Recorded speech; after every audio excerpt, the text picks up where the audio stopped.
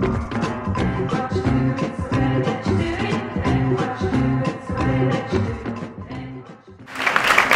wonderful to be with you today. I stumble into weirdness, and coming to Phoenixville has been another example of that. This is a very interesting place, and so I really am happy to be here to speak with you about this today. I teach leadership, and I teach, work with companies and leaders around how to think about being better leaders, how to work with diversity and difference. And the path for me in getting to that particular profession has been an interesting one, and I want to share it with you by way of moving into weirdness here. I think about my story, my identity story, and I think about who I was, say, a while ago. I'm not going to tell you how many years, but it was a while ago, before college, and I call it the WB era. It's the white-black era. It's the time in which, when I thought about myself, I was a black guy trying to act like a white guy. And so it was a very, very interesting time. I enjoyed classical music because that's how I was thinking about it. I'm a classical bass player, right? Everyone sort of also often thinks, oh, you must play jazz. No, not really. I play with a bow. And I enjoyed top 40, Casey Kasem in the top 40 and the Bee Gees and all that kind of stuff. And it was a very interesting time for me because in the WB era, so much was focused on how it was that I could try to be a little more less black and a little more white. And then I got into college and something changed. The BB era came. And that was the era of black. And that's when I became a black guy. And that was the point where it was time to immerse myself. Yes! That was the time to immerse myself deeply in everything African American and to learn and to read and to listen to music and to hang out with my boys and to P-Funk. I love the funk. It was great. Now, in truth, I wasn't a great black guy because I actually did go out and buy a green three-piece corduroy suit at one time. But it was important for me. Part of how I thought about myself was how it was that I would at least attempt to put whiteness and to put white in the background. And what was interesting about the WB era and the BB era is that both were, for me, a critical part of trying to fit in. When I was in the WB era, I was trying to fit in my predominantly white environments. In the BB era, I was trying to fit in with my friends and what was happening there. And I was looking for ways I wanted to belong. And I think I sort of did that dance for several years, until about 10 years ago when something shifted and something changed. And I had my very first trip to China. And I went to Shanghai. And what's interesting, if you've never been to Shanghai, one of the things that strikes you immediately is that there are a lot of Chinese people there. And so I'm walking down the street, and I believe it was like a change in shift. So there was lots of workers, there was lots of movement. And as I'm walking down the street, I began to sort of, see people are looking at me and watching me, and I look, and some people sort of are looking at me kind of quizzically, trying to, this guy is kind of different. That's okay. Other people are walking, they're trying to connect, they're saying words in English here and there. Hello, how are you? It's very, very nice. Most people are indifferent, they're just going about their lives as most of us do. As I'm walking down the street, I find myself getting increasingly uncomfortable. And I can't quite put my finger on it. It's not around feeling danger or anything like that. It was perfectly safe. It was daytime. There was nothing threatening in that way at all. But I'm just walking, and I keep walking, and I'm getting increasingly uncomfortable. And as I keep walking, I get to an intersection. It's a large intersection, one of those big wide ones. And I see across the street, I can't quite see his face, but I see a man. He's a tall man, silverish gray hair, kind of sort of pale skin and mustache. And I look across, and in a flash, and it's a pre-verbal flash, no words, it was just something that happened. It was like, somebody just like me. Now, I'll tell you, I've been all over the world. I've traveled in lots of different places. I've never gone anywhere and looked at a white man and said, somebody just like me. Never happened. Never. But something shifted for me. Something happened there. And it was an interesting moment because it was both frightening and liberating. It was frightening because I realized that there was a way in which, for the first time in my life, I was at a place where my blackness, my racial identity was irrelevant. Chinese people didn't seem to care. It didn't seem to matter there. Except it was 2003, and it was the year that Yao Ming came to the NBA. And so, even to this day, when I go to China, people want to start talking to me about the 76ers or the San Antonio Spurs. I think I play in the NBA. But other than that, it was completely irrelevant.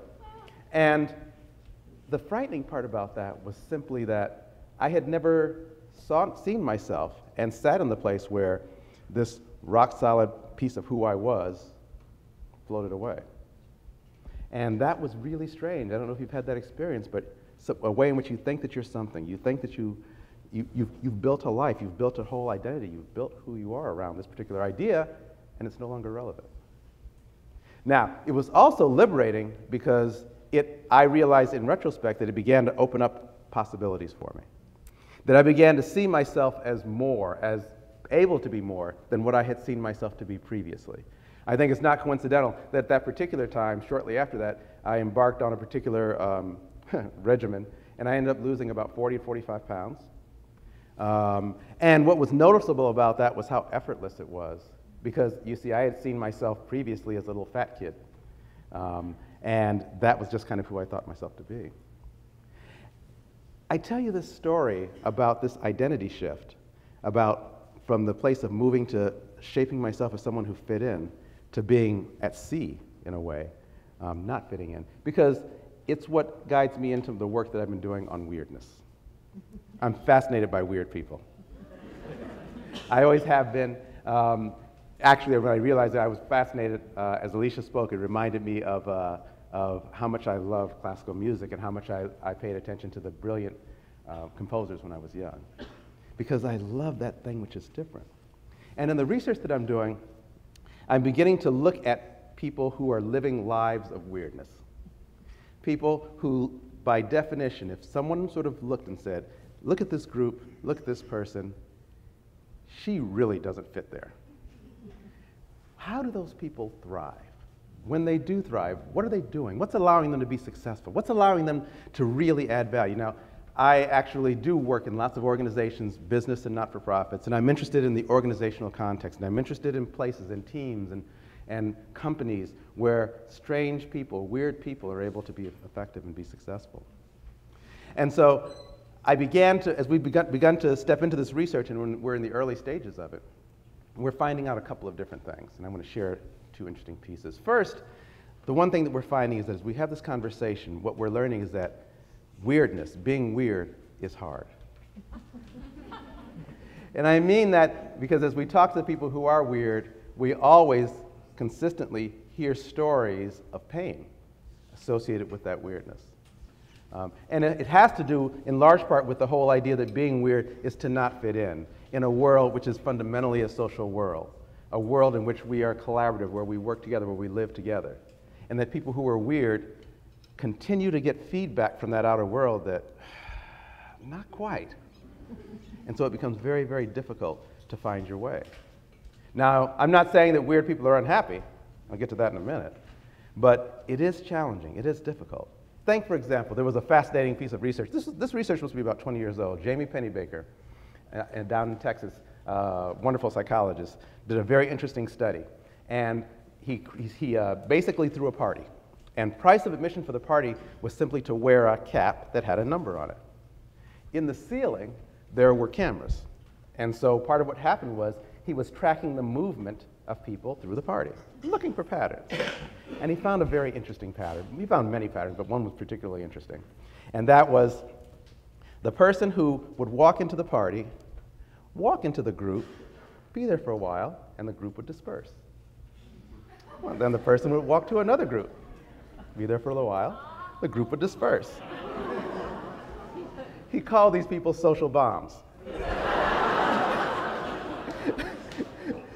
And when I look back at that and I begin to think about this research that we're stepping into, how could I not imagine that at some level, those were pretty weird people.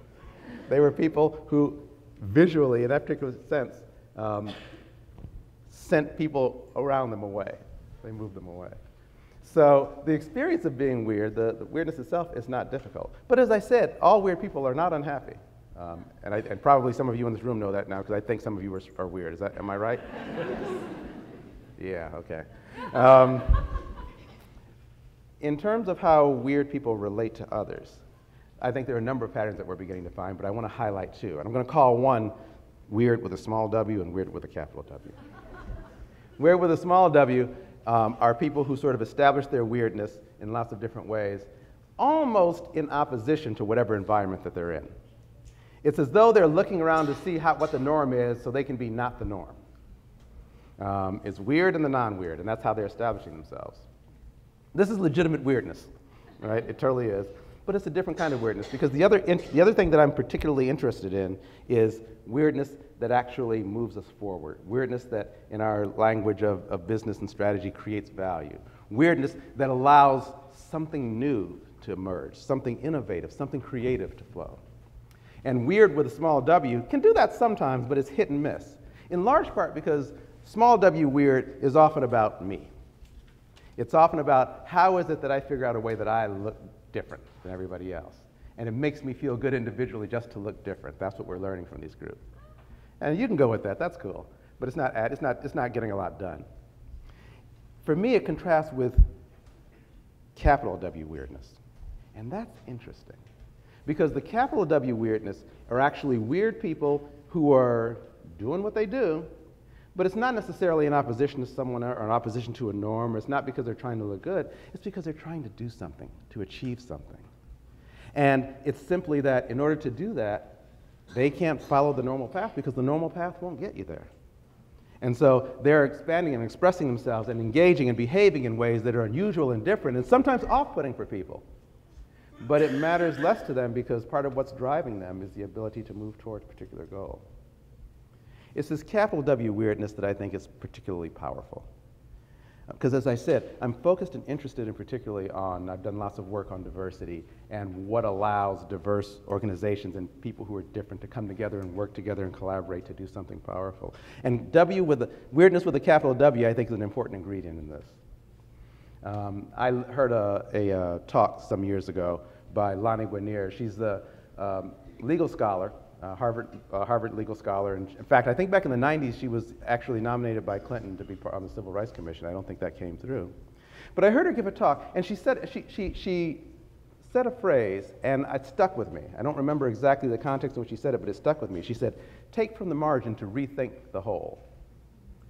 And there's something about this that whenever I do this work on diversity, I say, I understand that lots of times we step into diversity for purposes of bringing X number of people here and X number of people there, and I think that is important, but I don't think that's what's most important. What's most important is what is it that we create by bringing that diversity together. And when she said take from the margin to rethink the whole, it was a very particular and powerful message about that. Because let me give you an example. Let's just bring it to life. I don't know how many people know the story of sidewalk ramps in the United States. Sidewalk. Why we have sidewalk ramps? Okay. Anybody? Okay. We have sidewalk ramps in the United States. We had some in the 70s and 80s, but we primarily had sidewalk ramps in response to the 1990, the Americans with Disabilities Act. Yes? Yes. Okay. Who were sidewalk ramps for? Well, who were they originally made for? Wheelchair access, right? People who had a hard time moving around. Okay. So let's fast forward to 2013. This is 2013, isn't it? Yeah. Yes. Let's fast forward here. Who uses sidewalk ramps today more than anyone else? Bicyclists? Baby carriers, moms with baby strollers? Old people? Absolutely. We said bicyclists, right? Anybody like me? Who's sort of like, it's just a little bit easier to walk up that thing than have to lift your leg up on the curb, right? I just did it out there. I was just walking up and down the street, going up sidewalk ramps. An accommodation that was made for a marginal group of people, so-called handicapped people, turned out to create an innovation that everyone could use, that everyone sort of really found very valuable. I don't know how many people here travel quite a bit. Yes? Yeah? How prevalent do you think suitcases with wheels were before there were sidewalk ramps? An accommodation that was made for a marginal group of people created a new innovation. It was a new product line. It was something else that could happen, something else that could be used that we would not have thought of before. This is why weirdness is so important. Weird people may be our greatest resource. They are the ones who are going to help us see things in ways that we don't see them before. And it's interesting because as I do this work, my specific interest is talking to the weird people because I want to learn about the weird people. But I also want to share the stories of weird people for those of us who are normal. Because I think there's something powerful about us normal people and how we learn to connect and interact with weird people.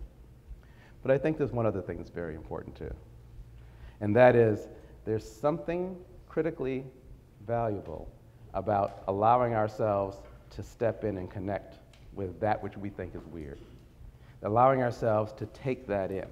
Allowing ourselves, our wholes, to be changed by that. Because in fact, what I continue to find is that all of us, like myself, I think, in my life, have elements of weird in us. And what we do is we shut it down. We go through life and people tell us that's not appropriate. And so we put it to the side. And I've never met someone who doesn't have this, who doesn't have that element, that piece of them that's put to the side. In the diversity world, we talk about people who sort of leave themselves at the door when they go to work that morning. What if we didn't leave ourselves at the door? What if we brought our fullness together at every moment, at every time that we could? We're not perfect. We may not be able to do it every single second, but what if we were able to do that? What if we were able to allow ourselves to let go of the fiction that somehow we're not weird, that we're not unique, that we don't have unique talents that come together? What could we achieve? And I think this is particularly important because I think in the world today we have a lot of issues, a lot of challenges ahead of us. I love robotics and humanoids. This is great. New ideas, new things to think about. I would love it if we could figure out what to do with Congress.